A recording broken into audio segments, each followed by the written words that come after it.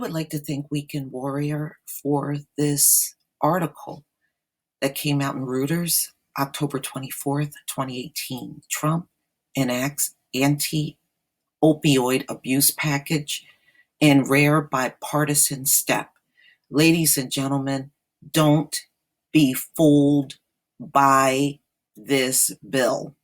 It will do absolutely nothing. You just wait and see. It will do nothing. Trump is doing this now because the midterms are in 2 weeks. Just like he slapped together that opioid commission, and you see where that went. You know, he's got to wave the carrot in front of everybody's face and make them believe he's really working hard to stop this opioid plague. It's not going to stop anything, y'all. Midterms are coming 2 weeks from now. Just look at the timing of what he did.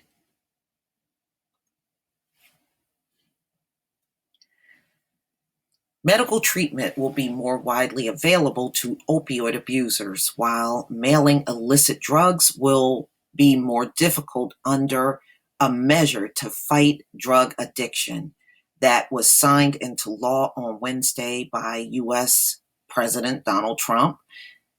In a year more typically marked by bipartisan gridlock, Trump signed the rare bipartisan package passed by Congress earlier this month to tackle a problem that led to a record 72,000 drug overdose deaths in 2017.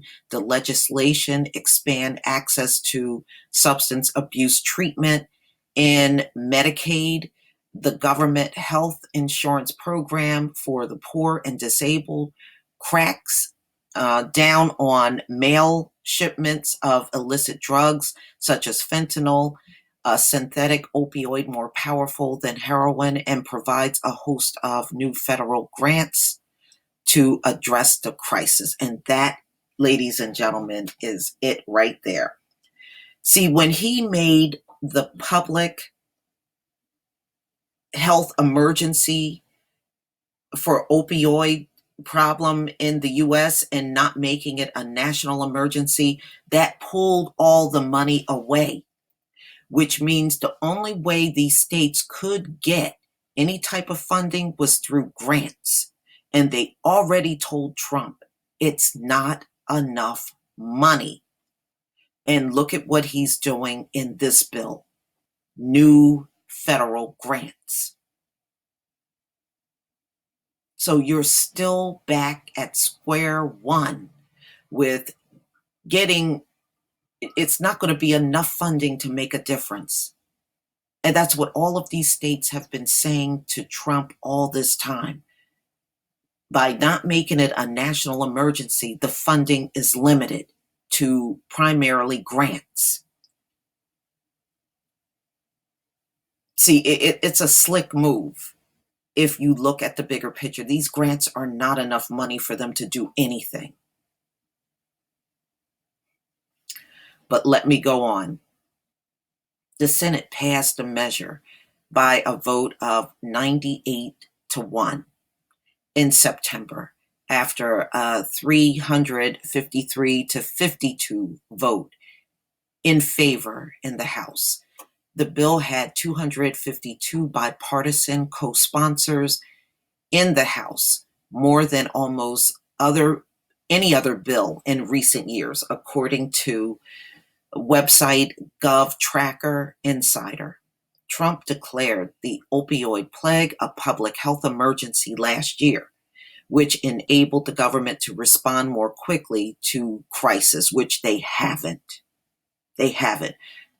The number one complaint that all of these states are having is Trump it's not going to work if they don't have the funding. And once again, he's going back to grants. And these states have already told him it's not working with grants. They already told Trump this.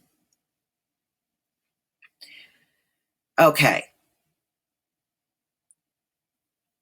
back to Trump declared the opioid plague a public health emergency last year, which enabled the government to respond more quickly to crisis.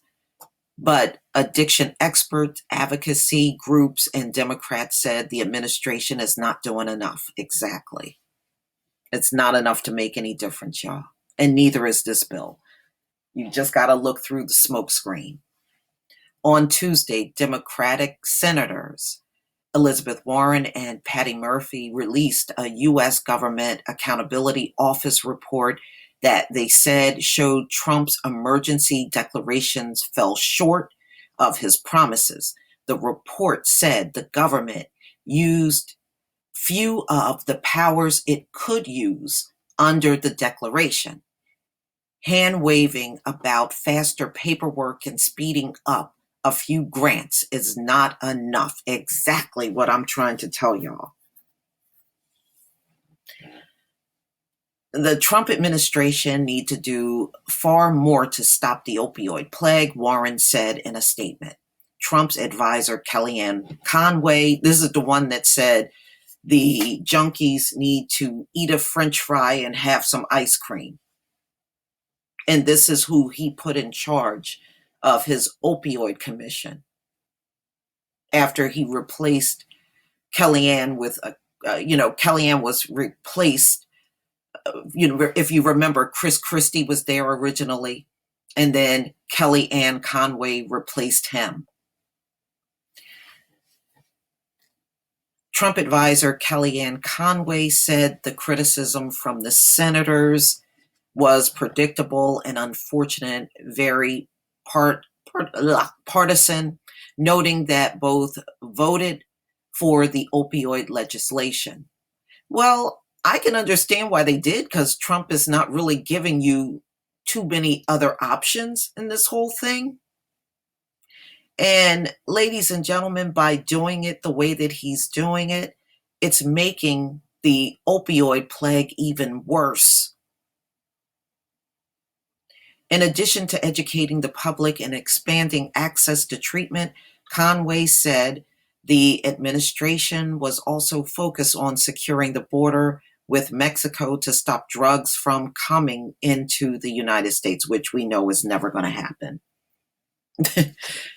Those drugs are going to continue to come into the U.S., ladies and gentlemen. And as you can see, Trump is not doing anything to improve